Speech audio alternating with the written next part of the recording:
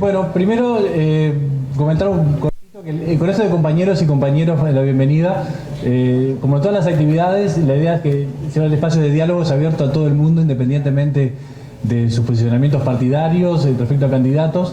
Un poco en la preparación de este encuentro, diciendo un poco esta línea de a la raíz de las cosas, encontramos como que teníamos como una visión radical compartida sobre los temas de la educación, pero de vuelta, radicalmente radical en el sentido de ir a la raíz, y encontramos que en esa raíz lo que está es la construcción con los estudiantes, aprendices, alumnos y para ellos de espacios en los cuales podamos compartir significados que sean desafiantes intelectualmente, donde encuentren recursos y contención afectiva para su proceso, para apropiarse, reconstruir y ampliar la cultura compartida. Entonces, es un poco como el espíritu que encontramos en común.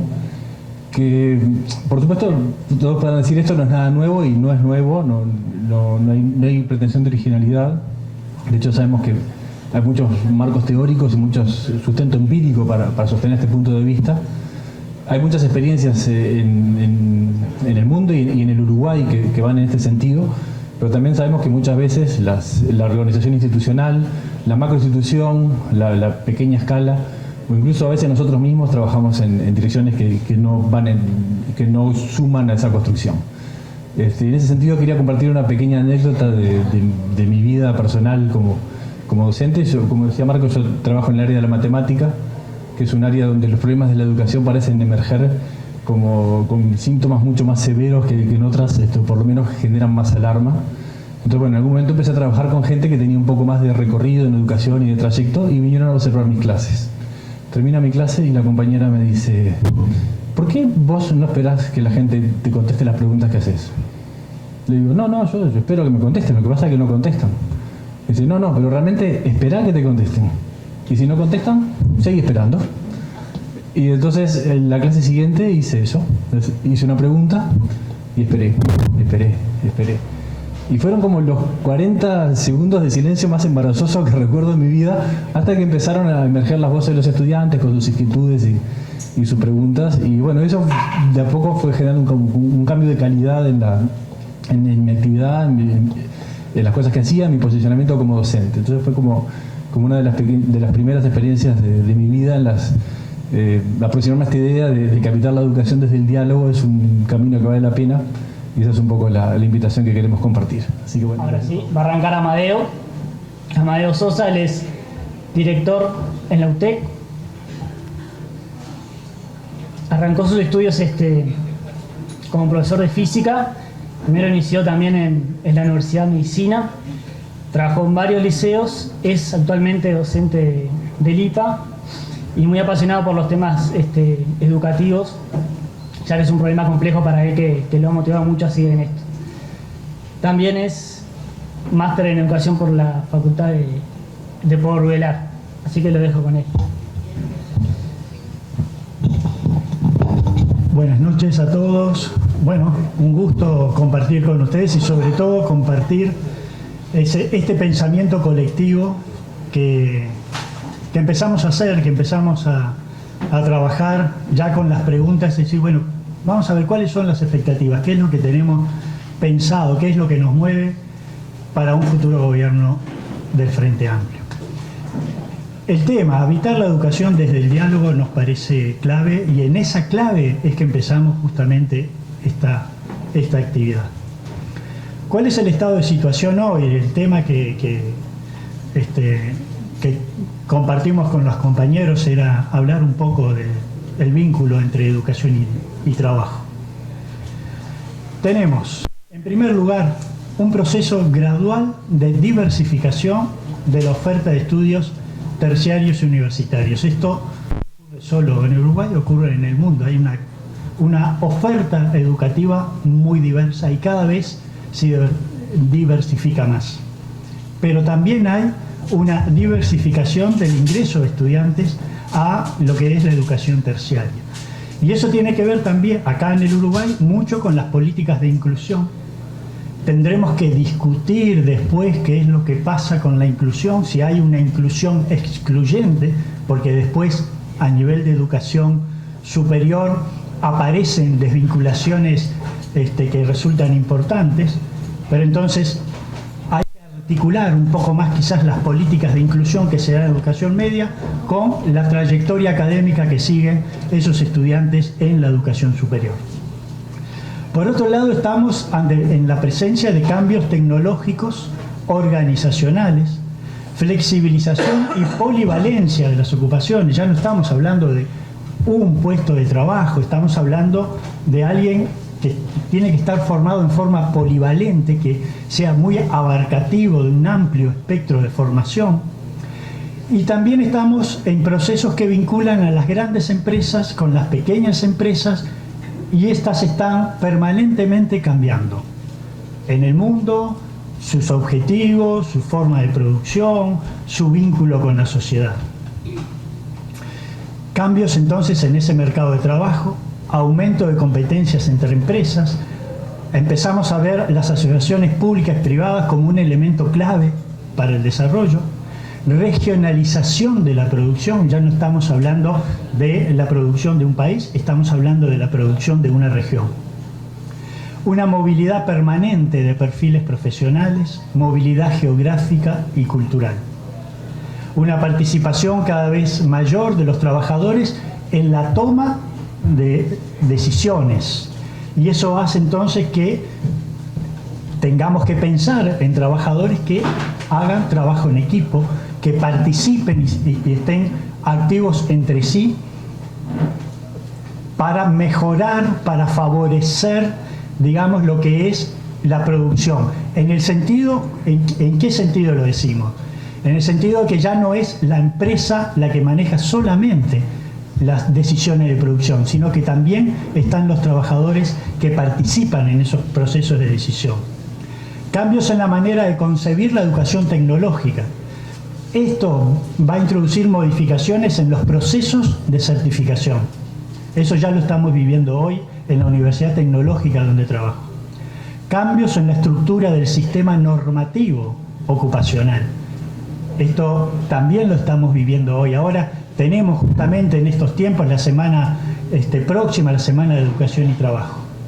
Aparecen competencias articuladas y articulando entre el mundo empresarial y productivo con el mundo académico.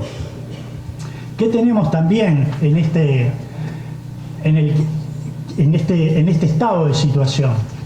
Bueno, esta es la realidad. Los porcentajes de personas mayores de 25 años que finalizan la universidad, acá tenemos, y ustedes lo pueden ver allí, más del 10%, mayor del 7% y menor que el 10%. La cobertura que se da, en este caso a nivel de UDELAR, muestra claramente dónde está concentrada, ¿sí? Fundamentalmente en la región norte y Canelones, que está asociado fundamentalmente por la proximidad de Montevideo, y niveles intermedios de cobertura que se alcanzan básicamente en el litoral y Maldonado. Pero hay toda una zona donde hay que trabajar, que es el este del país. Esas son cosas que tenemos que empezar a trabajar seriamente para tener presencia de educación superior allí en esos lugares. ¿Qué necesitamos nosotros? Entendemos que necesitamos un diálogo entre la educación, el sector productivo y el sector público, con transferencias de conocimiento. ¿Para qué? Para que esto vaya a la necesidad, a la realización de pactos socioterritoriales, que es donde se juega el partido. Uruguay es un país muy pequeño, pero es muy diverso.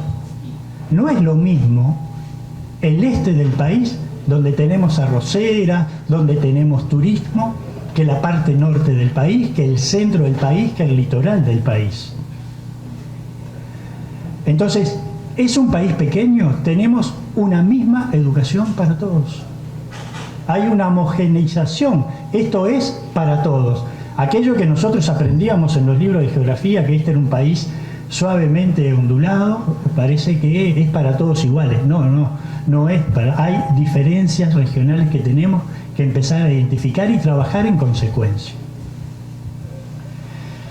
¿Qué necesitamos? Disponer de una oferta académica y educativa de calidad, basada en la investigación científica, en el desarrollo tecnológico, pero desde la perspectiva de un enfoque sistémico. Tenemos el Sistema Nacional de Educación Pública. Tenemos que articular la Universidad de la República, la Universidad Tecnológica, con las carreras terciarias de UTU. Tenemos que articular la propuesta CTP, Consejo de Educación Secundaria. Tenemos que tener una visión de ese país con estudios prospectivos que nos digan, bueno, dónde, cómo, dónde se va a instalar esta oferta educativa. Pero trabajando juntos, con un enfoque sistémico que no nos haga superponer esfuerzos, carreras, gente. Por allí es esto del Sistema Nacional de Educación, que está empezando a trabajar, que hoy está empezando a trabajar, no, ya viene de hace algunos años, pero hoy se está pensando en el Sistema Nacional de Becas. Y ese también es un enfoque que hay que dar. Bueno, a ver, hagamos un sistema nacional para ver dónde van los recursos de todos los uruguayos, a ver a quiénes se beca, cuál es el seguimiento que vamos a hacer con estos estudiantes, cómo vamos a trabajar con estos estudiantes. Estos enfoques, como el Sistema Nacional de Formación Profesional, es decir, tenemos que tener esa mirada sistémica para poder trabajar. Alcanzar un alto reconocimiento nacional e internacional por la calidad de los procesos implementados y los productos obtenidos por la institución en materia educativa y de innovación. Para ello es clave el desarrollo de evaluaciones internas y externas. Hoy estamos trabajando en el Instituto Nacional de en el proyecto de ley de la creación del Instituto Nacional de Evaluación y Acreditación de Educación Terciaria. Y eso va a ser muy importante. Eso nos va a decir, bueno, ¿cómo estamos nosotros? No mirarnos a nosotros mismos y ser complacientes con nosotros mismos, sino, bueno, con mirada externa, con mirada interna, someternos a la evaluación. Preparar a los estudiantes, esto que dice la ley, aprender a aprender a lo largo de toda la vida. Pero es necesario entonces que empecemos a trabajar esto de ayudar a los estudiantes a aprender a hacer preguntas, y no hacer las preguntas nosotros, que nos hagan preguntas, que nosotros devolvamos preguntas, que sean preguntas las que aparecen y no respuestas consolidadas. Fortalecer la experiencia de aprendizaje poniendo a dialogar el conocimiento teórico y el conocimiento práctico. Esa falsa dicotomía entre la teoría y la práctica tienen que entrar en diálogo, sobre todo cuando estamos acercando educación y trabajo. Voy a contarles algo de la modalidad esta de alternancia o formación dual, que es un acercamiento concreto entre lo que es la educación superior con la empresa. En el Consejo de Educación Técnico Profesional y en UTEC se están desarrollando dos experiencias en esto de formación dual. Gastronomía en UTU y en UTEC en el tecnólogo de manejo de sistemas de producción lechera. Rediseñamos los planes de estudios que están basados en áreas de dominio y competencias, y que de alguna manera vamos ahora a trabajar, a estar con estudiantes que van a aprender a las empresas. Estamos hoy hablando de empresas formadoras. Esas empresas formadoras tienen que estar preparadas para recibir estudiantes, porque ahora los estudiantes van a desarrollar su trabajo allí, y de allí, a través de tutores que va a haber en la empresa, todo esto forma parte de un gran acuerdo entre el PIT-CNT, el Ministerio de Trabajo y Seguridad Social, el Ministerio de Educación y Cultura, la Cámara de Empresas, la Cámara de Industrias, el Consejo de Educación Técnico Profesional, ANEP, UTEC. Esto es realmente algo que nosotros tenemos que valorar, porque por primera vez en el país tenemos esa conjunción de intereses, es decir, ¿cómo acercamos esto que hablamos hoy de teoría y práctica? Bueno, lo tenemos en un modelo de alternancia, donde hay una retroalimentación en aquel estudiante que va a trabajar. Es distinto a lo que ocurre en Francia, es distinto a lo que ocurre en Alemania, que es un trabajador que estudia. Acá es un estudiante que trabaja. Y en ese sentido, nosotros protegemos y le damos la posibilidad al estudiante de decir, bueno, desarrollar sus conocimientos en la empresa, pero la empresa tiene que estar preparada. Cuanto más cerca esté los contextos de donde se aprende y donde se aplica lo aprendido, es mejor. Y eso es necesario entonces empezar a trabajar. Contribuir con el desarrollo tecnológico y productivo, formar profesionales en las áreas tecnológicas, impulsar la investigación y la innovación para fomentar además la soberanía tecnológica. Voy rapidito porque Marco me está apurando. Vemos el video. El panelista que logre cumplir los 15 minutos se va a hacer acreedor del libro Las nuevas reglas de juego en Uruguay. Y el que no se lo lleva y de castigo lo tiene que leer. Lo tiene que... Venir a comentarlo. No, tiene que venir con el resumen. El panelista que más demore va a pagarle al primero que cumplió. Está reparado.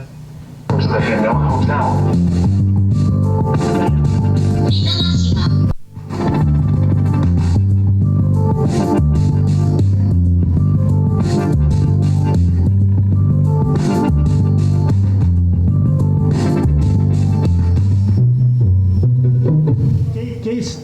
No, solamente ese era el video. Un poco es un hotel que existe real, el Hotel Gena en Japón, existe.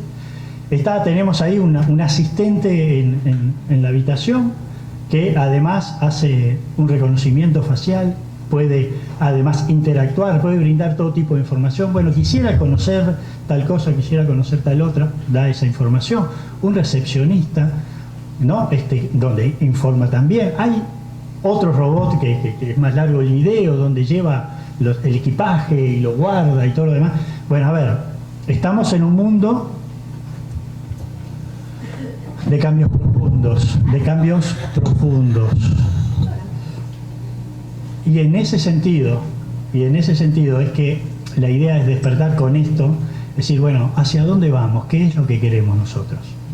Porque el avance tecnológico es impresionante, la rapidez con que avanza la tecnología es impresionante. Hoy estamos hablando de inteligencia artificial, ¿sí? Hoy estamos con posgrados que están hablando, nos acercan a la inteligencia artificial, con posgrados que nos acercan a la robótica. Y esas cosas son necesarias entonces ahora colocarlas en la agenda, porque nosotros tenemos que educar pensando en el futuro, donde los puestos de trabajo y todo aquello que sea rutinario se va a perder. Porque si vamos a tener un dinosaurio atendiéndonos en un hotel, ¿sí?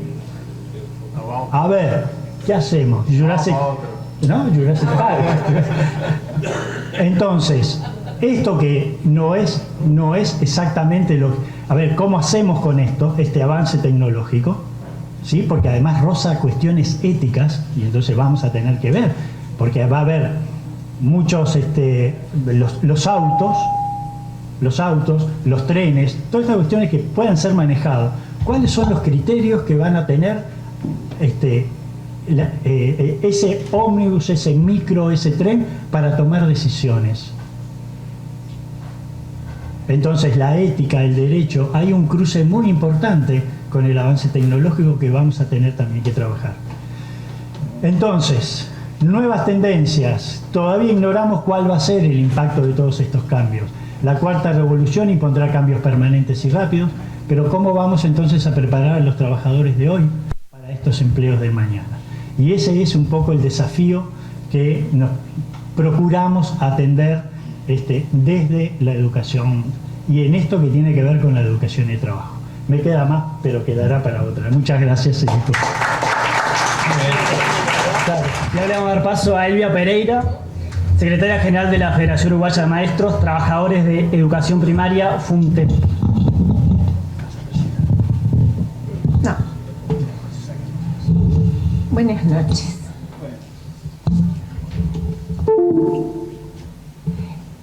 En principio, agradecer la invitación que usaron y voy a ser muy sincera a compartir con ustedes. Dudé muchísimo en aceptar la invitación. Fernanda sabe que sí. Dudé muchísimo. No porque no tengamos nada para decir. Creo que tenemos mucho para decir. no desde la Federación Uruguaya de Magisterio, porque acá yo no vengo representando a la Federación Uruguaya de Magisterio, ni voy a hablar en nombre de todos los maestros, maestras o trabajadores de primaria. Voy a hablar simplemente en nombre de la maestra que tiene una larga trayectoria en educación primaria, con una formación tan amplia como nuestro país Uruguay nos pudo ofrecer, y desde una vasta experiencia donde en alguna oportunidad se preguntan ¿dónde está escrito lo que piensa la maestra Elvia Pereira? Porque para pensar se necesita escribir, no necesariamente. Para pensar se necesita vivenciar, además de escribirlo. Por lo cual no vengo a escribir nada, vengo a compartir con ustedes algo vivido, algo pensado, algo profundamente analizado. Con esto no quiero decir que no sea necesaria la sistematización de lo que vivimos dentro de una escuela, dentro de una institución, de ninguna manera. Con esto no quiero decir que solamente lo vivido y experiencia sea la verdad absoluta, de ninguna manera. Sería faltar a la verdad, y les dije que quiero ser lo más sincera posible, si dijera que la academia no tiene mucho para aportar en esto de educación, pero los que estamos en las aulas también, y mucho. Y sería realmente faltar a la verdad si yo no les dijera que evidentemente estoy terminando una maestría, por lo cual es tan necesaria la vivencia y la experiencia personal como el acompañamiento profesional durante toda la carrera. Hice especial hincapié, me dijeron 10 minutos, qué suerte que lo pusiste ahí, porque me habían dicho 10 minutos y me ordené, ahora me dieron 5 más.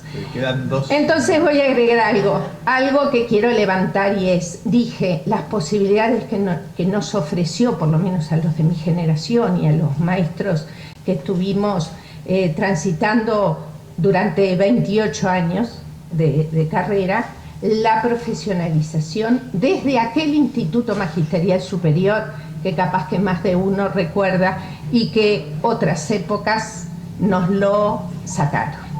Pero sí, nuestra formación viene de las posibilidades que nos da la educación. Pero entre los puntos y las líneas que me acercaron para decidir qué compartir con ustedes, me voy a tomar la libertad de compartir en 2 direcciones. Porque claramente hablar de educación, a veces nos preguntan en todos lados, ¿y usted qué piensa? ¿Cómo va la educación del Uruguay? Y vos decís, Dios mío, ¿qué voy a contestar de esto? ¿Qué es lo que querés saber? ¿Desde qué punto y hasta dónde? Bueno, educación es mucho. Por eso la pregunta que estaba y que generó, o creo que generó acuerdos entre ustedes de las expectativas, debe haber sido muy difícil, no de acordarlas, de decidir sobre qué abordar. Yo decidí 2 aspectos. Uno que tiene que ver con algo que me llega muy profundamente, y es con el tema de la desigualdad de origen en cuanto a los aprendizajes de los niños, de los adolescentes, de los jóvenes, de los adultos. Escuché atentamente al compañero y sí dijo cosas que podemos compartir, y mucho. Ahora, él habla de cuando ya estamos en el tránsito. La educación no empieza cuando lo tenemos en las instituciones. No empieza ahí.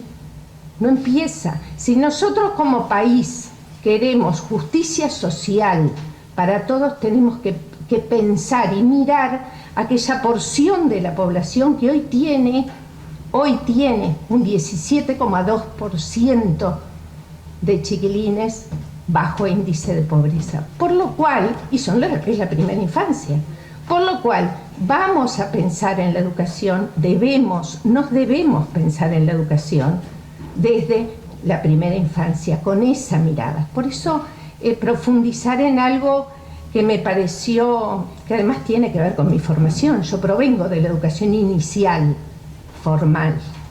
Yo soy maestra de educación inicial, directora, inspectora, toda la carrera en educación inicial.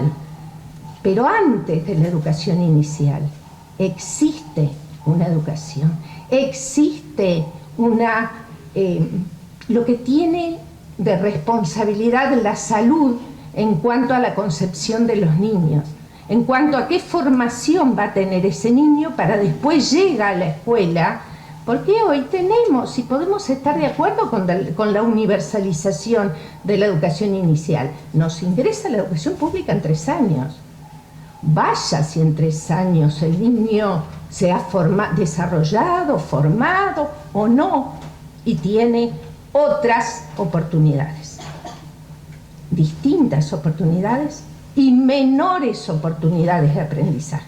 Entonces, pues claramente, después tenemos los problemas que tenemos cuando pasan a media, después tenemos, hace pocos días estaban con el tema repetición, no es que hace pocos días, hace tiempo que se habla de repetición.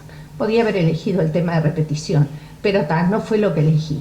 Elegí para compartir con ustedes un pienso colectivo de poner un foco en la primera infancia. Pero solo poner el foco en la primera infancia no basta. No lo veo. ¿Cuánto va? No basta. Y ahí tomé el segundo punto o uno de los puntos, estoy bárbaro, uno de los puntos que también complementan este intercambio, que tiene que ver con aquella cantidad de políticas sociales que existen en base a la primera infancia o primario, los primeros años de vida del niño, que existen, y esfuerzos sabemos que se han hecho en muchos lugares, y tenemos debemos tener una cantidad, pero tenemos uno, y es el de las coordinaciones entre las distintas políticas. ¿Qué es lo que pasa cuando hace pocos días una muy querida compañera me dice: ¿sabes, Silvia? Tengo una niña que este año egresa de 6º año. Tiene escolaridad compartida, que es cuando va a la escuela común y además tiene apoyo en la escuela especial. Por lo cual, seguramente discapacidades o retrasos en sus aprendizajes tiene. Viene de una familia donde es madre, solamente madre presente en la casa, la lleva, la acompaña. Pero ¿qué nos pasa? No sabemos a dónde derivar esa niña cuando egresa de primaria, 6º año de primaria. No sabemos, estamos golpeando puertas, porque indudablemente las capacidades propias de la niña no le van a permitir acceder, y esto pueden condenarme de decirlo, pero es verdad, es verdad. Y esto viene de una desigualdad de origen, donde su mamá tiene también déficit, su familia tiene déficit, donde de alimentación viene una desigualdad que marca. Entonces podremos llegar a Japón y estar en ese hotel que nos atienda un dragón, o no querer que el dragón nos atienda, o lo que sea. O queremos la aspiradora, que la prendemos y solita va aspirando, y nosotros, como tuvimos cuando el lavarropa, ¿cuál es el mejor electrodoméstico que tenemos en la casa? El lavarropa, por lejos, pusiste la ropa, hizo solo. Podemos llegar a eso. Ahora, si no miramos a la primera infancia con todas las dimensiones que debe, vivienda, salud, oportunidades laborales, oportunidades de cultura general, oportunidades de acceso a la cultura más allá de la educación formal. Si hablamos de educación siempre pensando que vamos a hablar cuando ingresa a los 3 años en la escuela, ahora por ahí leí que alguien decía que va a ingresar antes, creo que a los 2 o a los 1, o no sé cuándo. Ahora, si lo pensamos en esos términos, nos estamos quedando cortos. Hay que pensarlo con algo mucho más amplio que cuando ingresa a la educación formal. Y por supuesto, la continuidad. A veces cuando pensamos en continuidad, pensamos en líneas rectas. No, la continuidad no puede ser nunca una línea recta. Estoy hablando de continuidad educativa. No puede ser nunca una línea recta, porque no aprendemos en línea recta. No aprendemos en una sola dirección. Vamos aprendiendo de distintas maneras. Entonces, pensar en educación es pensarlo con una mirada un poco más elevada, donde no solamente adentro de la institución educativa o con planes de institución educativa y de educación formal en general van a dar las respuestas. Atender a las desigualdades de origen que son y forman el futuro y condicionan un futuro. Porque muchos de nosotros, seguramente, yo soy una, provengo de una familia muy humilde, de Montevideo, muy humilde. Mi papá era carpintero, 4 hijos. Mi papá, éramos pobres, de puntas de manga. Nosotros éramos pobres y veníamos de punta de manga. Los 4 pudimos estudiar, pudimos más o menos tener una carrera, más o menos tener un trabajo y pudimos salir de eso, teníamos una familia. Ojo con la institución familia en el contexto actual de nuestros niños y niñas uruguayas. No es el contexto familia que teníamos hace varios años, no lo es. Entonces también tenemos que prestar atención. También ahí, eso también genera una desigualdad de origen. Y las coordinaciones que deben existir entre las distintas políticas que el Uruguay quiera llevar adelante. Me voy a llevar el libro, hago todo por llevarme el libro. Vas a ganar el libro, me sí, parece. por supuesto, por lejos me voy a llevar, porque me dijeron 10 minutos y ahí me organicé para los 10 minutos. Esas coordinaciones son fundamentales. Otro de los puntos que no voy a profundizar porque no los opté por estos dos, porque nos dijeron elegí de estos dos y elegí estos dos, desigualdad de origen, poner foco en eso y coordinación en políticas públicas que atiendan a estas desigualdades, porque hay y mucho. Pero sí tiene que ver la formación docente. No le rehuí a los puntos formación docente. Sí tiene que ver gestión de las distintas instituciones. Ahora, cuando nos vamos a sentar a pensar y hablar de educación, hay actores que no pueden quedar por fuera. Y esos actores, compañeros, son los docentes y las personas que estamos dentro de las escuelas, los liceos y la universidad tecnológica. Muchas gracias, pues si no, no me ganó el libro. Carmen es doctora en educación, licenciada en psicología, socioanalista también, consultora en políticas de infancia y adolescencia, docente e investigadora. Bueno, buenas noches. Muchísimas gracias a Mario y al equipo que lleva adelante esta campaña por el convite a sumarme a una conversación a propósito de un tema que me concierne, que me importa, que me involucra. Así que para mí es un honor y, por supuesto, 10 minutos es un tiempo totalmente tirano para poder desarrollar una cuestión vinculada a los temas educativos, así que yo voy a ir directamente al grano y voy a hacer una síntesis, sin demasiados preámbulos, de las cuestiones que por lo menos a mí me preocupan y entiendo que son asuntos centrales de la cuestión educativa en el Uruguay de hoy. Si uno tuviera que elegir, decir, bueno, a ver de qué se tratan los problemas que tenemos de educación y uno tuviera que elegir un primero, por supuesto, yo y creo que muchos de nosotros elegiríamos decir que uno de los principales problemas que tenemos en la educación es que tomamos la decisión societal y colectiva de que íbamos a crear unas cosas en las que iban a estar todos. Eso es la ley que universaliza la educación. Dijimos que iban a estar todos y no están. Entonces, lo que llamamos la universalización, lo que llamamos la inclusión, yo propondría pensar, yo trabajo con niños y adolescentes que están afuera del orden de lo social desde hace muchísimo tiempo Y ustedes saben, las palabras han ido cambiando, siempre hemos dicho los marginales, los excluidos, los vulnerables. No nos ha faltado imaginación para asignar adjetivos a esos que dejamos afuera. Simplemente cuando se hizo el reparto de las cosas, unos quedaron sin parte.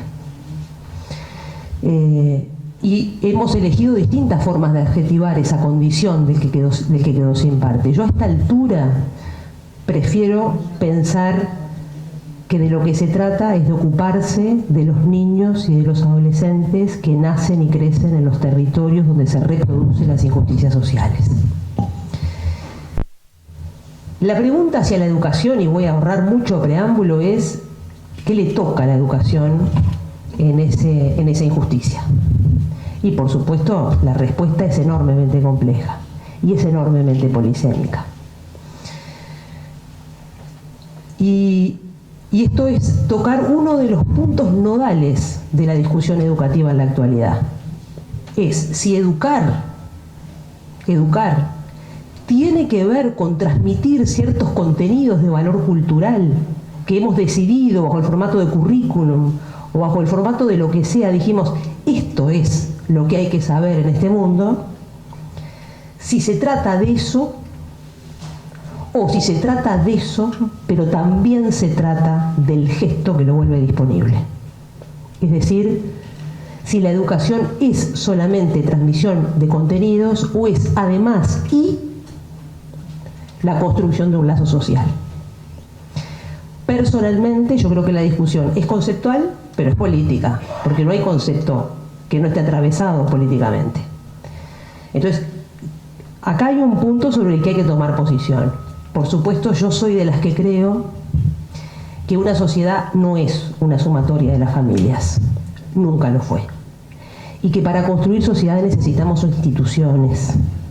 No necesitamos solo familia, familia, familia, familia.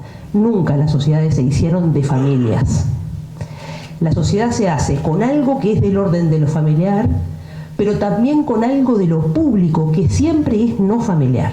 Esto no es una familia. Esto es una dimensión de lo público que produce sociedad. Una escuela, un centro educativo, es también y a la vez un lugar donde uno aprende todas esas asignaturas, pero además donde teje un lazo de filiación con la sociedad. Cuando hablamos de universalizar, cuando hablamos de incluir, hablamos de cómo vamos a hacer para que aquellos que quedaron desafiliados del orden de lo común encuentren un lugar de filiación. Y la pregunta es si eso es un gesto pedagógico o no. Y yo creo que es un gesto pedagógico también. Que no hay forma de transmitir contenidos, no hay forma sin a la vez estar en la escuela, estar en el liceo, no es un lugar solamente donde se debate la cuestión de lo académico. ¿Saben por qué? Porque nosotros dijimos que la escuela era del orden de lo universal. Y tomamos esa decisión y redoblamos la apuesta a principios de este siglo. Dijimos, no, ahora más. Ahora el liceo también es obligatorio y hasta los 17 años es obligatorio estudiar. Bueno, ahora estamos totalmente concernidos. Porque una vez que uno designa una institución de ese estilo, una institución para todos y una institución en la que todos están obligados a estar, uno marca todas las vidas. Porque ahora todo el mundo está marcado por la escuela, aunque nunca la haya pisado. Porque ahora uno es un desertor. Entonces, tenemos el doble problema. Si creamos una institución en la que tienen que estar todos y resulta que no tenemos el lugar, ni físico, ni simbólico, ni pedagógico, ni social, para que todos estén. Porque ahora los embromamos el doble. Por lo menos hubiéramos dicho que no era obligatorio. Entonces, bueno, pero si dijimos que es obligatorio, ahora no es obligatorio para los gurises. Son las instituciones las que están obligadas. Y no hay forma de hacer escuela sin pedagogía. Entonces, este para mí es el punto crucial. No desconozco que hacer lugar... ¿Cuánto me quedan? 6 minutos. Quiero el libro. No desconozco que eso que llaman algunos incluir y que yo propongo y prefiero decir que es un acto de justicia, es un acto de ponerse al día con una deuda pendiente. No se trata de incluir, porque vieron que la palabra incluir es jodida. Porque hay que hacerles lugar, es decir, hay que traer a estos. No, acá no hay que incluir a nadie. Acá hay que ponerse al día con unos que por supuesto que los estafamos no en el origen, desde antes del origen. No desconozco que en la escena cotidiana de las instituciones hacer lugar a los hijos de los desafiliados trae problemas de lazo social. Que se da en la escuela, pero que se da en todos lados. Porque la fragmentación social que tiene esta sociedad es terrible. Nosotros le tenemos terror a los pobres. Hay algo en lo social, esto lo dice un filósofo, es Rancière. Dice, a esta altura, un hombre que estudió el concepto de igualdad durante toda su vida, a esta altura, ya viejito, dice, yo estoy convencido de que la verdad odiamos la igualdad. Es decir, hay algo del ser iguales que, y por supuesto estamos en ese problema. Si uno tiene que listar, estoy apurándome, pero si uno tiene, algunos, mire, yo me he ido convenciendo que eso que hacemos en educación, prefiero llamarlo así junto con otros colegas de acá y de la Argentina. Bueno, educar es un oficio, y es un oficio del lazo social. Es un oficio si uno trabaja de profesor, de maestro, bueno, uno tiene ese oficio de hacer lugar, de dar parte, de filiar, de que el otro... Marcelo Viñar, que es uno de los mejores psicoanalistas que tenemos en este país, dice, un niño necesita ser alguien para alguien. Y yo, que lo quiero y lo respeto mucho y lo reconozco como un maestro, siempre le digo, un niño necesita ser alguien para alguien afuera de la familia también. La educación se ocupa de una tarea que es una tarea crucial para los sujetos singulares y para la sociedad en su conjunto, que tiene que ver con asegurar esa filiación de segundo grado. Las familias podrán hacer mal o bien esa filiación de sangre que hacemos con los hijos, pero después hay otra cosa fuera de la familia que tiene que hacer una filiación de otro orden, que es no solamente sos el hijo de, sino que sos de esta sociedad y de este tiempo. Y eso se hace en las instituciones. Y mientras tengamos unas instituciones obligatorias, dijimos que eso se hace ahí. Eso se hace ahí. Entonces la escuela no es nunca solo una transmisión de contenidos. No puede serlo. Está en juego el lazo social y no desconozco que esto se llena de problemas en la escena cotidiana. Yo escribí un libro que se llama Lo insoportable en las instituciones. Quiero decir, me consta que los que vienen de la exclusión, que los que vienen de ser parias, de los que hemos tratado como un resto durante 3 generaciones, no están muy dispuestos a ser buenitos con el mundo. Esa es una condición, yo no puedo abrir el concepto acá, pero esa es una condición humana, eso no es un problema de ellos. Eso es un problema de cualquier humano que necesita, para colaborar con el mundo en el que vive, primero necesita ser reconocido y necesita ser inscripto en la sociedad en la que vive. Entonces no podemos esperar bondad a quienes hemos dañado desde antes de nacer. No desconozco que esto es un lío, pero creo que tenemos algunas pistas de cómo podríamos tratar eso que irrumpe en la escena educativa como señal de que en la sociedad las cosas continúan siendo profundamente injustas para algunos. Voy a decir algunas de las cosas y abrimos el debate, supongo. Por supuesto, voy a empezar por decir que la educación, el educar, ese oficio, no puede ser más que concebido en esa escala chiquita, diaria. Por eso de los pedagogos, esa pedagoga uruguaya, no me sale el nombre ahora, pero a ver si las digo, seguramente muchos las reconozcan. Toda educación es obra de detalles. Eso está escrito en las bases fundantes de la pedagogía. Es decir, miren que la educación ha sido valpuleada por un tiempo totalmente neoliberal, donde creímos que era tecnocracia que íbamos a sacar adelante. Y la verdad que algunos nos convencimos que solo con el gesto cotidiano de los pedagogos algo puede resignificarse para ciertos gurises. No solo, por supuesto, y no sin la omnipotencia de que son los profesores y los maestros los que van a resolver los problemas de la sociedad, pero tampoco sin ellos. Y tampoco sin cierta forma de sostener esa posición. Esta gente necesita reconocimiento, necesita hospitalidad, necesita que encontrar en las instituciones ese ser alguien para alguien afuera de la familia. Entonces, la discusión en formación docente es esa. Es si ser un docente es saber transmitir contenidos o si ser un docente es saber una disciplina y además saber algo más, que tiene que ver con lo social. Eso está en el centro de la discusión actual. Por supuesto está clara cuál es mi posición. Pero no es evidente que esto se está materializando en el concepto que tenemos de institución educativa y en el concepto que tenemos del ser maestro o profesor. Yo adelanto. No hay modo, esto lo dice Philippe Mérieux, los niños, los adolescentes no aprenden de sus docentes de los contenidos, aprenden de la relación pasional que el docente tiene con los contenidos y ese empecinamiento que tiene de querer pasarlo. Eso se llama pedagogía y eso es indisociable de la transmisión de contenidos.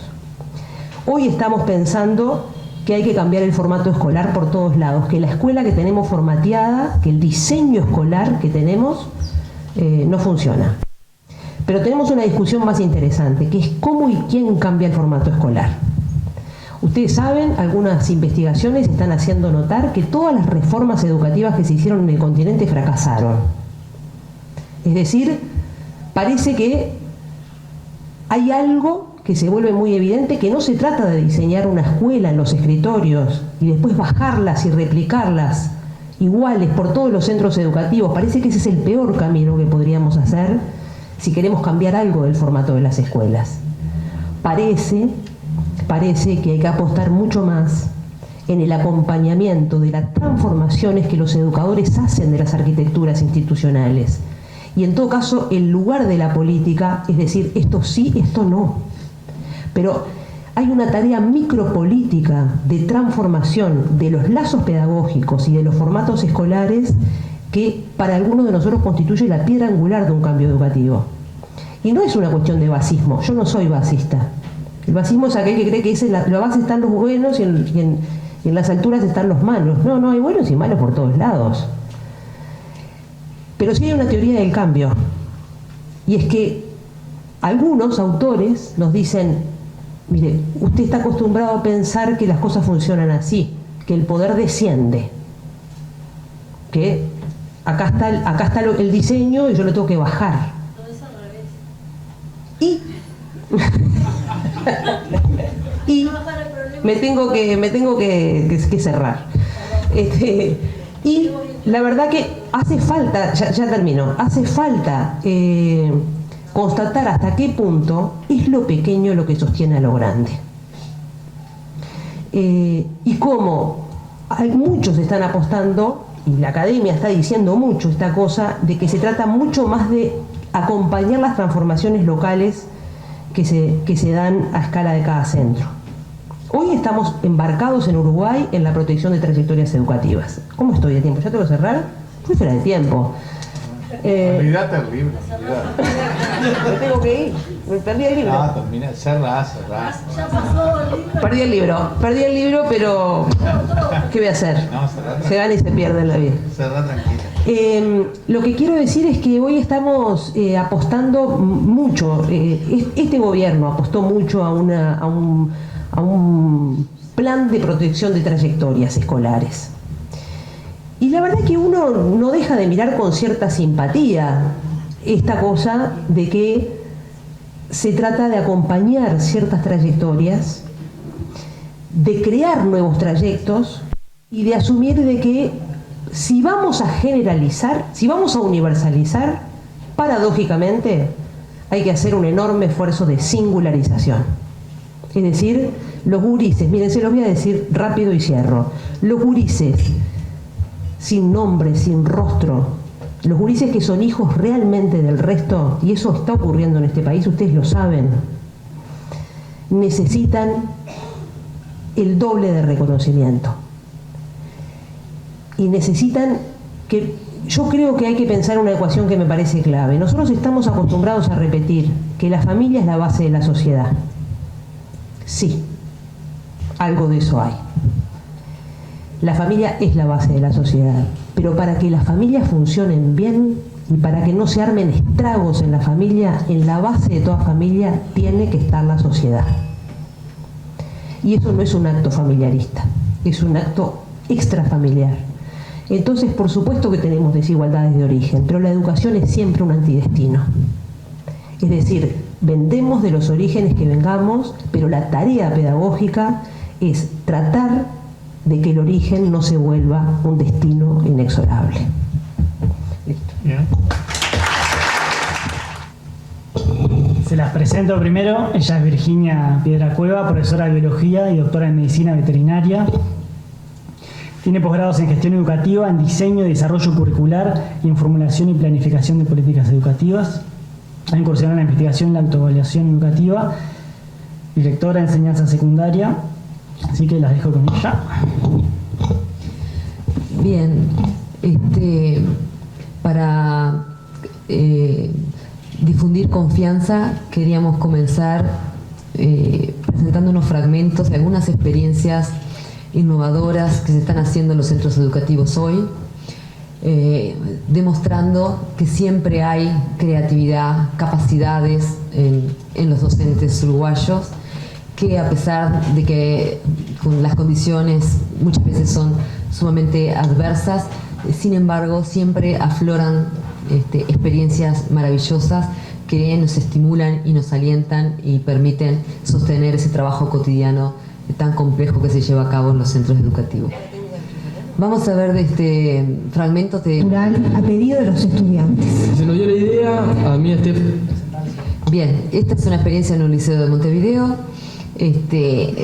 un proyecto de un centro educativo que trabaja en la red global de aprendizajes y que desde hace varios años ha comenzado una experiencia muy innovadora, de la cual van a ver ahora unos pantallazos. Y un par de compañeros más que yo no están en el liceo, de empezar a como hacer un espacio recreativo para las cosas que nos gustan. Y bueno, arrancamos de ahí a poquito, después fueron creciendo. Propongo que no sean deportivos, que los centros o los talleres se transformen en centros de interés donde los chicos puedan elegir según lo que ellos quieren, según lo que les interesa, elegir. Siempre está gestionado por estudiantes, con estudiantes y por estudiantes. Y asisten alumnos de primero a sexto año de liceo. Nos dimos cuenta que se empezaron a llevar bien, se empezaron a conocer, se empezaron a hacer grupos de amigos. Y ahí empezamos con una enorme cantidad de posibilidades: ajedrez, tenis de mesa, maquillajes. Surgió como por parte de los chiquilines, por el tema de MasterChef y toda esta movida que les entusiasmaba. Y bueno, y ahí empezaron a cocinar y les empezó a gustar. Vimos un concurso de pelota al medio que lo que buscaba era el buen comportamiento y el juego limpio. Entonces... Y ahora unas imágenes de un centro educativo en la ciudad de Míguez, que una compañera que está aquí presente fue su directora y promotora de muchas de las cosas que suceden hoy. Cuando arrancamos hace 4 años con el tema de robótica, era expectativa de todo tipo, porque era mi primera vez trabajando en robótica, ingresando en un mundo que uno no conocía, diferente, aprendiendo cosas de ellos de mí y yo de ellos. Sin duda, hoy en día te puedo decir que aprendí más yo de ellos que ellos de mí, porque las edades son distintas y las actividades que ellos tienen les da más posibilidad a poder explorar más en esto de la robótica. Se trabaja robótica a contraturno, en realidad, porque en clases curriculares no te da el tiempo para hacerlo, porque esto lleva muchísimo tiempo. Y bueno, a medida que me fui adentrando en esto, cada vez me fue gustando más el trabajar en equipo, el trabajar en un proyecto, el tener que construir un robot, es algo que realmente te llama la atención.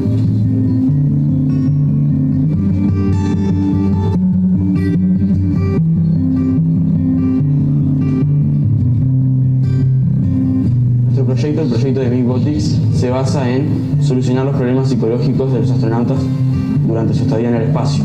Inicialmente, la solución innovadora que nosotros planteamos era el poder llevar terapias a bordo de la nave espacial, ¿no? Que estas terapias sean pregrabadas en la Tierra. ¿De qué manera? Bueno, rejuntando experiencias de astronautas que ya hayan viajado al espacio para saber qué problemas tuvieron ellos, y también tratando con el astronauta que va a viajar junto a profesionales en la psicología. Pero luego, eso lo presentamos a nivel nacional. Para el mundial en Houston comenzamos a profundizar un poco más y bueno, llegamos a la conclusión de poder crear una especie de inteligencia artificial.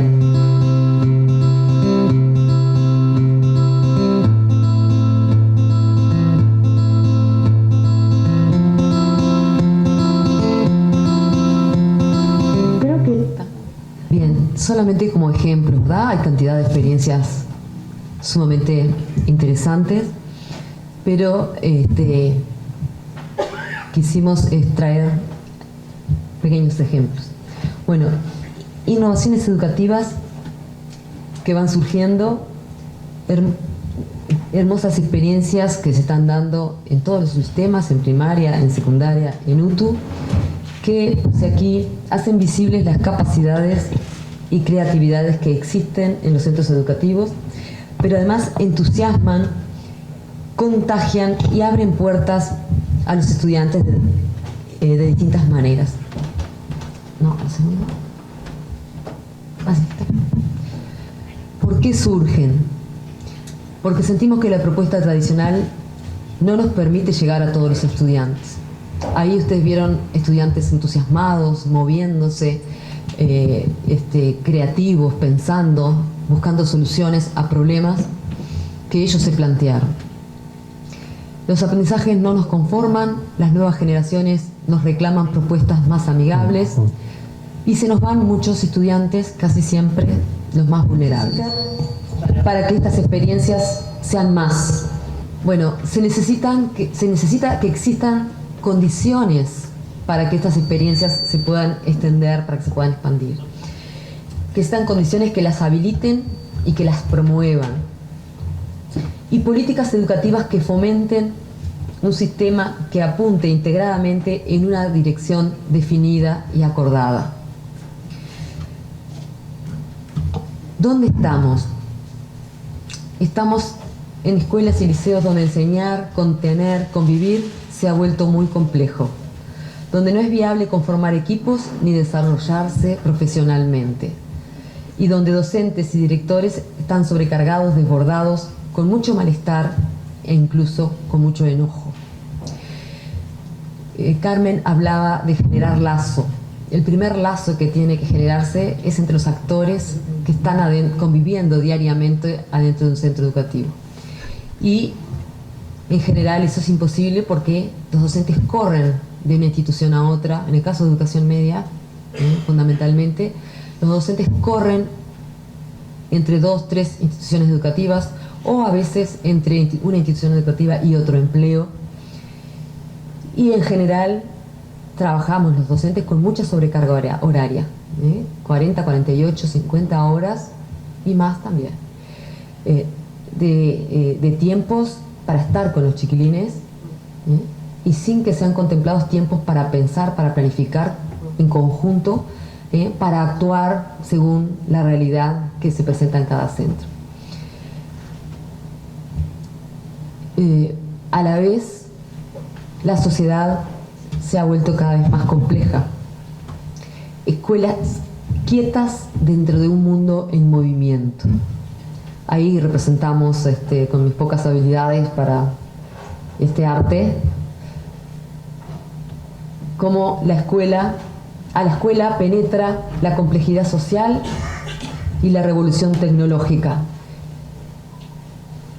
Dentro de la escuela, La escuela está habitada por una gran diversidad que hace a lo económico, a lo cultural, a los hábitos, a los valores de las personas. Y está inmersa a su vez en una sociedad con gran incertidumbre, inestabilidad, bombardeada de información, con los estudiantes hiperestimulados, estudiantes y adultos hiperconectados, estructuras familiares muy diversas, acceso y producción de conocimientos que ha cambiado. Y puse allí entre signos de interrogación aislamiento, o sea, la forma de socializar de los chicos es muy diferente a la que existía hace 20, 30 años. Los chiquilines a veces no tienen espacios ni tiempo para jugar, para socializar, para integrarse, y llegan a la escuela con sus celulares o a los liceos con sus celulares y siguen conectados, ¿no? Y están juntos, pues están subiendo fotos y están intercambiando, están a través de una red, se están haciendo bullying, se están agrediendo, y afloran allí en esa convivencia cotidiana miles de problemas que dificultan esa creación de lazo, esa integración social. A la vez, estas escuelas están habitadas por una pedagogía homogénea. Como ahí no puedo leer, tengo que leer allá. Un nivel central que establece el qué hacer y cómo hacer, suponiendo que así se asegura una educación igualitaria.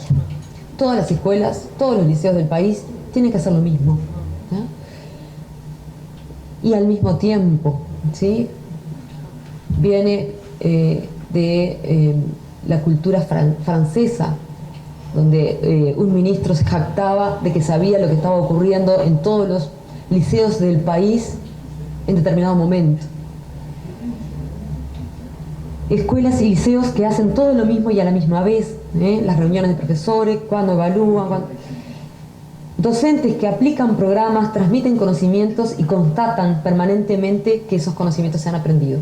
Permanentemente se está evaluando si avanzó, si no avanzó, si aprendió esta, la lección, la clase que se dio. Y el aprendizaje se concibe como la recepción pasiva de información, y demostrar que existe ese aprendizaje es repetirlo, ¿sí? Una educación basada en la memoria. Y estudiantes que se suponen homogéneos, o sea, que aprenden lo mismo y al mismo tiempo. Basta que estén todos sentados en una clase, un profesor que transmite, una maestra que transmite, y estudiantes que aprenden, niños y adolescentes que aprenden. Las iniciativas, creatividad, experimentación quedan asfixiadas por las demandas burocráticas que hace el sistema. El sistema es bien vertical, allá arriba se decide todo, y en forma jerárquica la cadena va actuando.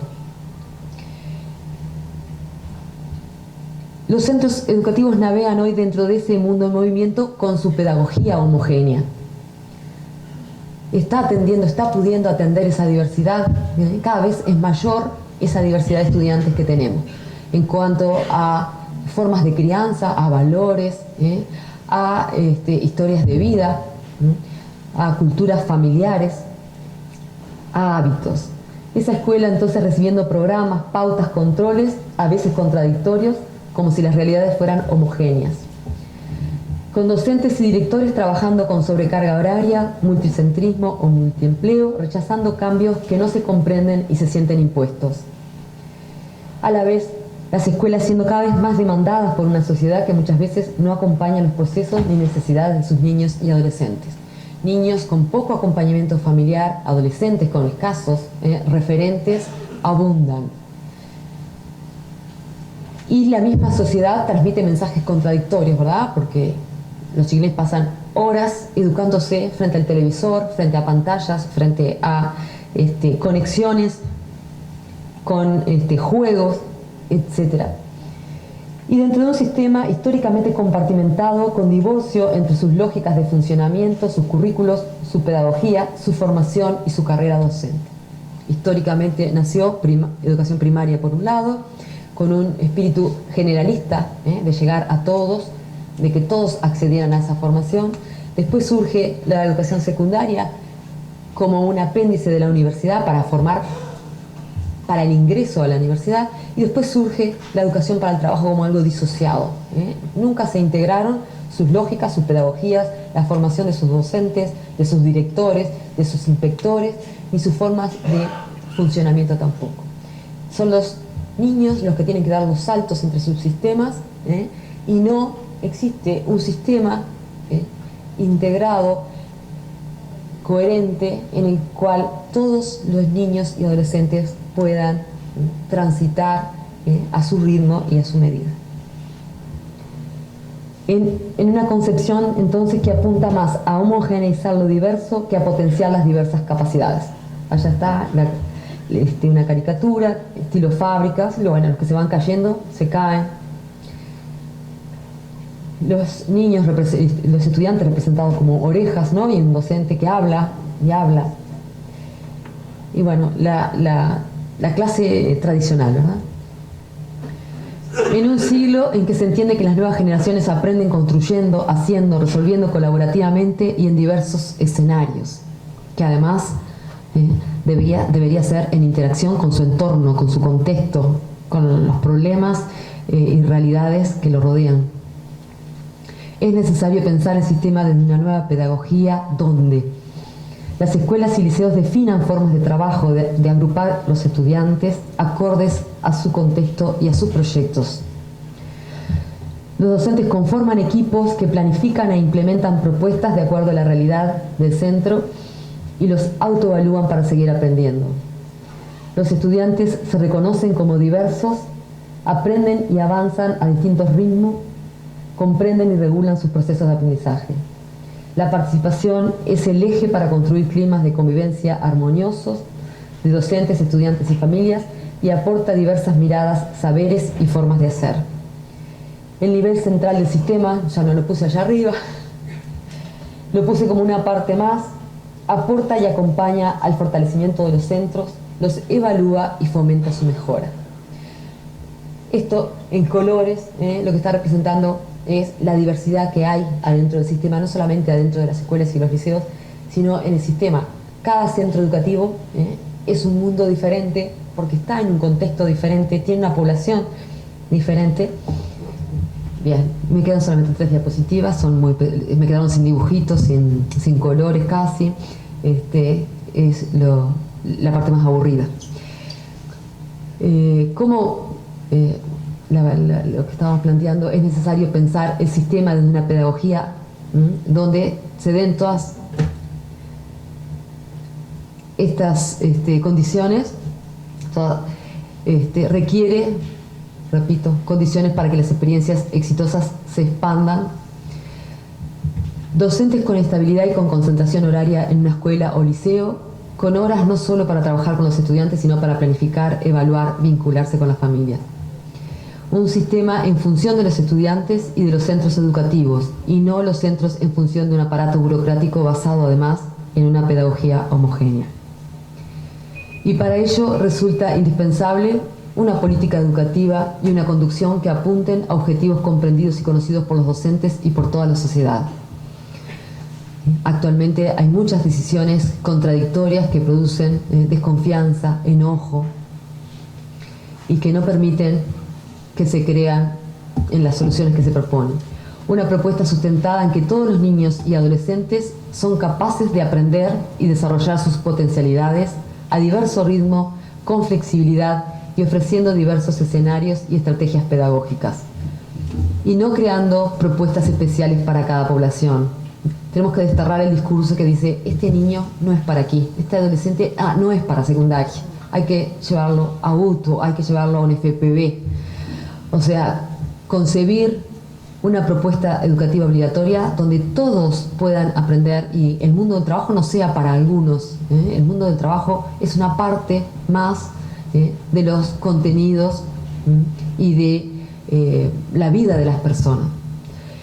Que abarque todas las áreas del conocimiento, las artísticas, las científicas, las humanísticas, así como el mundo del trabajo en todo su recorrido, y donde la especialización comienza recién a partir de los 15 años. Laboral, porque sí, hay que resaltar, realzar lo técnico, pero no a los 12 años, porque no le da. A todos los niños y a todos los adolescentes hay que promover el desarrollo de sus capacidades, de sus potencialidades. Este sistema homogéneo no permite hacerlo. Y docentes y directores, inspectores con una formación basada en esa nueva pedagogía y en los mismos principios, ¿sí? Sigamos aprendiendo permanentemente y desarrollándonos profesionalmente, privilegiando el aprendizaje entre pares y la formación colectiva en el mismo centro educativo, en contexto, combinando teoría y práctica, investigando, con el aporte de cursos y de expertos y con inspectores que transformen su rol en el de acompañantes y promotores de procesos y no el de ser permanentemente fiscalizadores. En definitiva, es a lo que apuntaban las últimas palabras de Carmen: confiar en la creatividad y en las capacidades de los docentes de, trabajando colectivamente, generar propuestas diversas que sean hospitalarias para todos los estudiantes y generen ese lazo social tan necesario a partir de un lazo social generado en la misma escuela o en el mismo liceo.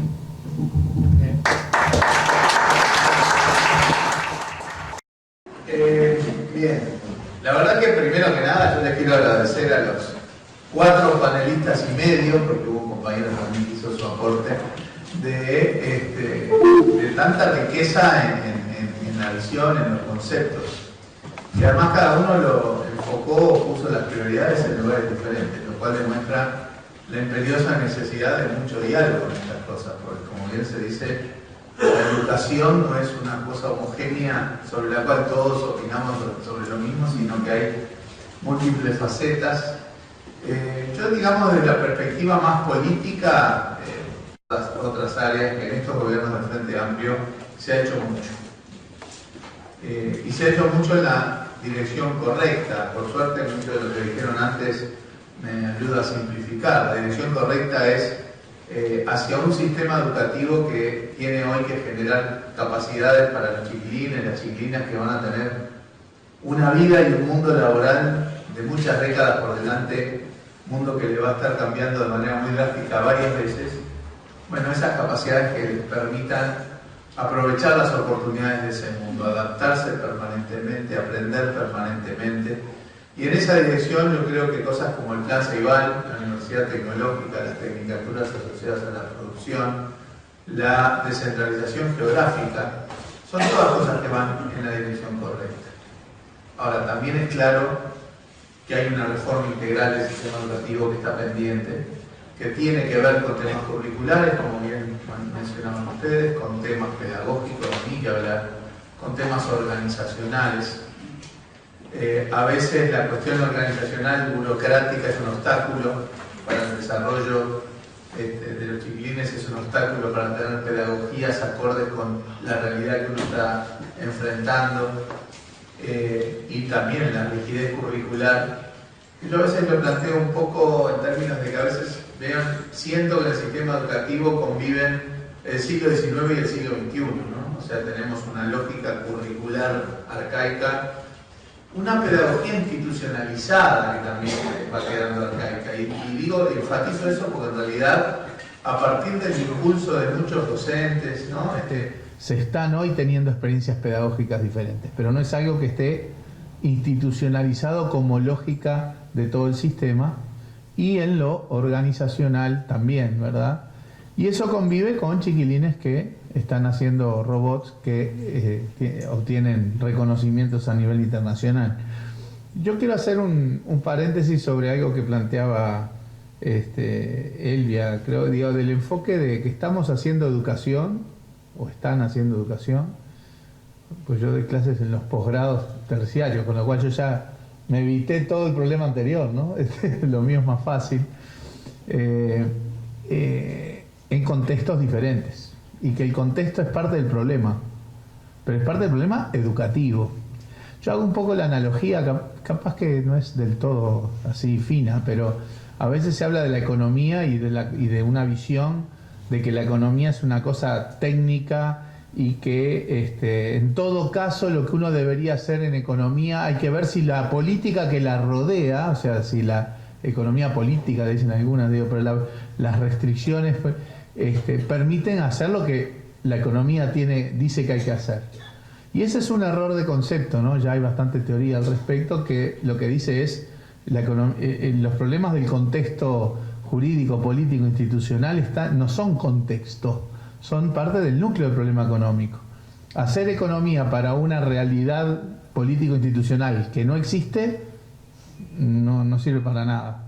Y yo hago esta analogía un poco con lo que decía Elvia del contexto, ¿no? O sea, nosotros estamos haciendo educación para determinados contextos. Si pensamos unas formas de hacer educación para una realidad que no es la que tenemos delante, no va a ser exitoso también.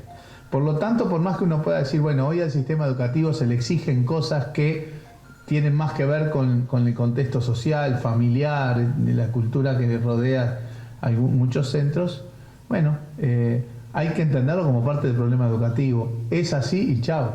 O sea, no es que la educación se ve alterada, movida, restringida por el contexto. No, el contexto, el análisis del objeto, digamos, es parte del proceso educativo y por lo tanto hay que tenerlo naturalmente integrado. Y eso desafía esa visión de que todos tenemos que aprender lo mismo, de la misma manera, en los mismos tiempos, como si todos viniéramos del mismo lugar, con las mismas capacidades, con los mismos...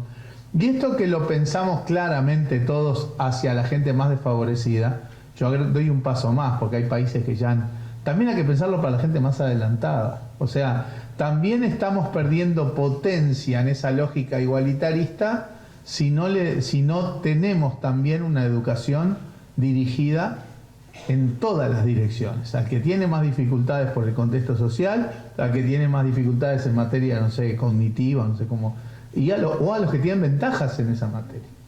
O sea, hay que tener una visión de una educación que básicamente lo que tiene que dar son potenciar son capacidades. A veces se habla de la importancia de la transmisión de contenidos. Yo acá quiero ser un poquito abogado del diablo, digamos, porque debe haber abogados que no son del diablo, que tienen que ver con cuál es el rol de los contenidos en todo esto. Porque el contenido de hoy queda obsoleto mañana. La forma de producir hoy queda obsoleta pasado mañana. Lo que aprendemos hoy, esto ya viene pasando en la historia de la humanidad, solo que venía a un ritmo, yo qué sé, bueno, lo que estudiamos nosotros de geografía, cayó la Unión Soviética, tuvimos que reaprender países, capitales y monedas, que eran un poco las cosas que memorizábamos, ¿no? Bueno, el tema es que ahora esto es tan rápido, tan dinámico, tan general con la dinámica tecnológica, que la inmensa mayoría de los contenidos van a ir quedando obsoletos más temprano o más tarde. Entonces, en realidad, por supuesto que hay que aprender contenidos, pero a través de los contenidos es que tenemos que generar capacidades. O sea, los contenidos yo los veo como excusas para generar capacidades de lo que decía hoy, del aprender de manera permanente, de adaptarnos de manera permanente a un mundo que tiene una dinámica que va más rápido que nosotros. Eso me parece que es un desafío enorme porque es un cambio de chip total en la lógica educativa, ¿no? Hay tanta cosa que todos nosotros aprendimos que ya quedaron por el camino, ¿verdad? Pero el tema es si aprendimos a adaptarnos a esos cambios, a seguir aprendiendo, a tener una cuestión actitudinal, capacidad de adaptación y capacidades emocionales para la adaptación. Bueno, eso creo son el eje de capacidades que el sistema educativo tiene que generar. Decía que hay una reforma pendiente a pesar de todo lo hecho, ¿no? Porque en lo curricular, sin duda, y más sobre todo con esta lógica, ¿no? De que no es tanto una cuestión de segmentar los contenidos. Uno tiene 13 materias en primero liceo y pone cajitas en la cabeza para memorizar. Eso es la forma que nosotros aprendimos, ¿no? Con Omar y con Laura compartimos liceo, ¿no? Y estábamos en el mismo año, o sea, Laura parece mucho más joven, pero no, tiene la misma edad que Omar y que yo. No es más, es un dato objetivo, donde te descuides es mayor que nosotros. Me hizo un gesto muy educativo. Yo en primero liceo, ahí en el 96, tenía un profesor de biología, esta me la habrán escuchado 1000 veces algunos, profesor de biología llamado Varela, viejo, muy viejo, era el más viejo de todos, ¿no? Porque con 11, 12 años vemos viejo a todo el mundo, que él nos decía, no es que yo sepa más que ustedes, es que lo aprendí antes. ¿Sí? Nosotros le decíamos mucho antes, ¿no? Pero en realidad el tipo te estaba transmitiendo cuál era su rol como docente. Yo tengo información y con ayuda de algún manual te lo traslado. Y vos hacé lo que puedas, memorizala, coordiná cosas para recordar. Y además teníamos 13 materias distintas que nos transmitían información, todas segmentadas en la cabeza. Eso hoy sería una catástrofe desde el punto de vista de que si eso es lo que queda del sistema educativo, no vamos a generar chiquilines que en 40 años de vida laboral vayan a aprovechar las oportunidades del mundo de hoy. El otro aspecto bueno, esto obviamente tiene que ver con lo pedagógico, ¿no? El otro día yo fui al Antel Arena un rato al evento que organizó el Plan Ceibal, ¿no? Sobre las nuevas pedagogías, la red global de aprendizaje, etc. Había más de 5.000 docentes. O sea, cuando de alguna manera pensamos que acá hay que arrastrar a los docentes porque hay resistencias, no, hay miles de docentes que están ávidos por integrarse, porque se dan cuenta que las formas tradicionales de enseñanza y de aprender y enseñar están obsoletas y que necesitan formación para nuevas pedagogías, que era un poco el eje del evento, ¿no? Que fue impresionante, ¿no? Bueno, Miguel decía en el arranque, porque Miguel no hace nada chico, ¿no? Entonces, que era el evento educativo más grande de la historia del Uruguay, probablemente. Y lo fue. Y a mí me gustó mucho un leitmotiv ahí, un eslogan que había, ¿no? Que era algo así como regenerar la alianza entre docentes y estudiantes. Que en última instancia lo que estamos diciendo es, ya no se aprende ni se relacionan docentes y estudiantes de la misma manera. Y además, los estudiantes traen de sus contextos los problemas. Ya no es la idea de que, como estaba el dibujo de Virginia, de la boca del lado del docente y las orejas del lado de los estudiantes. Ya no es que el docente trae la consigna y los estudiantes la respetan, la obedecen, la cumplen.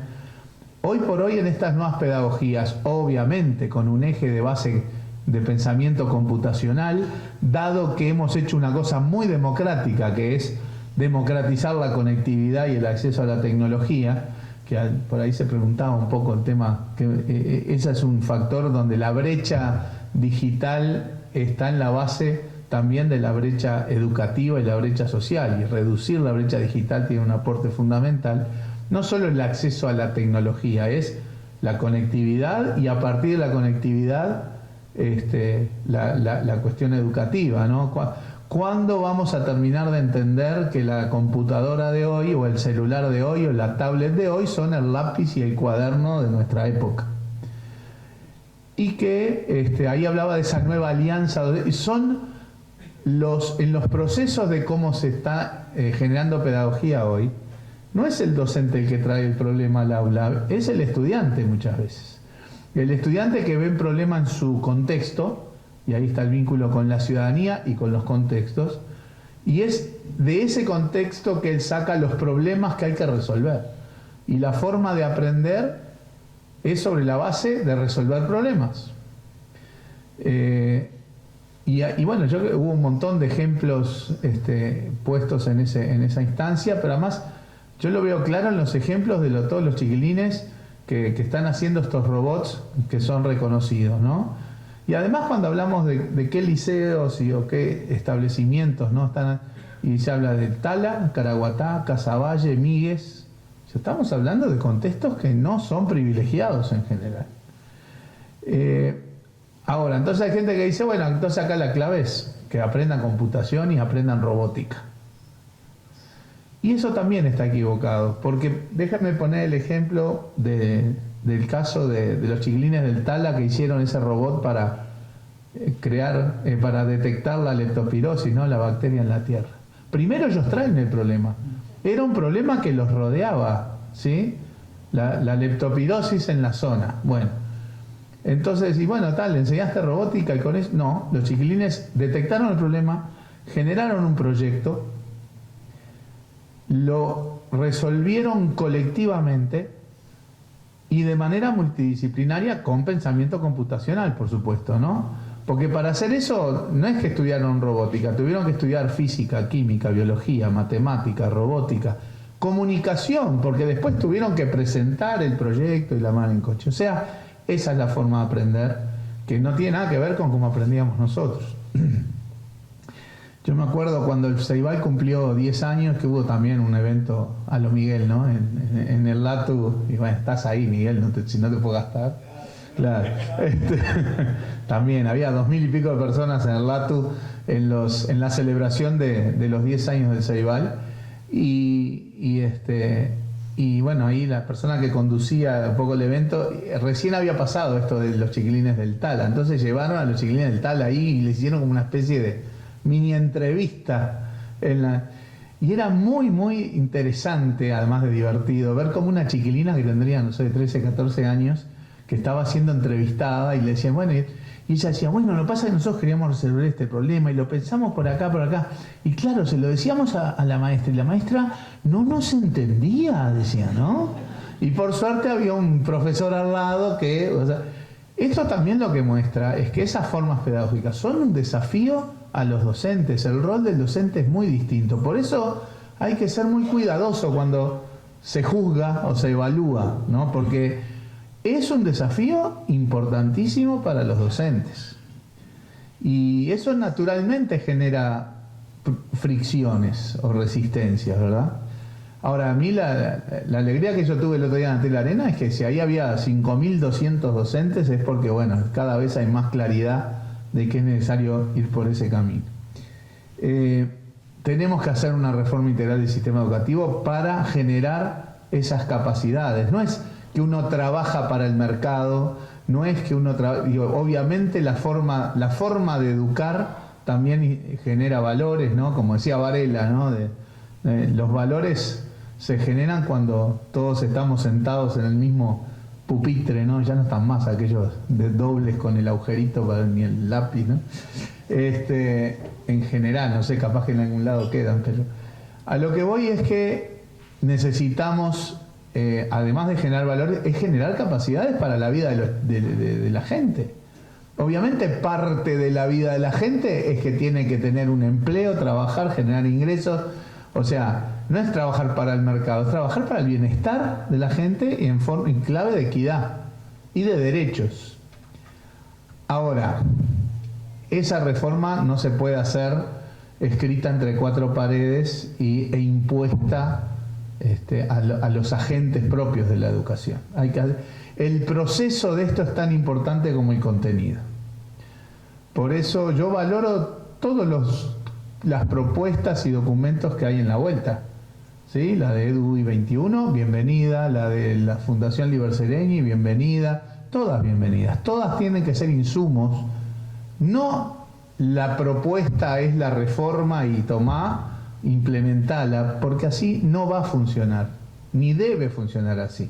Todos esos documentos tienen que ser insumos para una discusión, para un debate, para una negociación, ¿verdad? Porque no hay reforma posible sin los docentes, no hay reforma posible contra los docentes, eso es realmente ilusorio y no solamente poco democrático, sino además poco fructífero. Pero entonces el diálogo es fundamental, la negociación es fundamental y todos esos materiales serán insumos para ese diálogo. El proceso es fundamental. Y a mí me llegó una pregunta también, que aunque no lo crean, tiene que ver con el tema del presupuesto. Me sorprende, es la primera vez que me lo planteo. No, y creo que es una pregunta que tiene sentido en cuanto a cómo pensar un país que destina más presupuesto a los adultos y adultos mayores que a los niños pobres. Solo que creo que formulado de esta manera no es fructífero, porque acá la cosa no pasa por decir, bueno, vamos a recortar plata de otras cosas para. También hay que poner en su debido lugar los temas presupuestales. Siempre es necesario más presupuesto.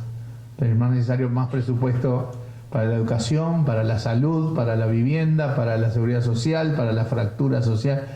O sea, en el fondo también hay que entender que así como la educación colabora en el combate contra la fragmentación social, también por todas las vías en que se mejore la cohesión social, también va a traer mejores resultados educativos. Todo esto hay que verlo de manera integrada en políticas. Y también está claro que pensar en la política solo focalizada en el presupuesto, no digo que la pregunta trasunte eso, pero a veces en la discusión pública pareciera que la política educativa es destinar más recursos a la educación. Así lo vivimos durante varios años, ¿sí? Y bueno, la vida demostró que eso no es así y que está bien reclamar y demandar más recursos, más presupuesto, pero también hay que aprovechar esos presupuestos para un sistema pensado para la problemática del siglo XXI. Creo que la discusión democrática hacia una reforma integral del sistema educativo es democracia. Creo que desarrollos como los del Plan Ceibal y todos los demás que mencioné, que apuntan también a dar oportunidades a la gente en contextos no favorecidos, digamos, es democracia. O sea que creo que el trabajo que tenemos todos por delante en la órbita educativa, la política y en todas las áreas que están de alguna manera incorporadas a esta problemática más o menos integral que tienen los chiquilines hoy, sobre todo aquellos que están en contextos más críticos, es muy relevante para hacer más democrático el Uruguay. Yo les agradezco la participación hoy, les agradezco la atención, les agradezco obviamente a los panelistas, pero creo que lo importante es seguir mirando para adelante en esta tarea, que no es solo diseñar cuestiones educativas, sino también colaborar en ese camino de diálogo para efectivamente poder llevar adelante una reforma integral en el sistema educativo en el país. Muchas gracias.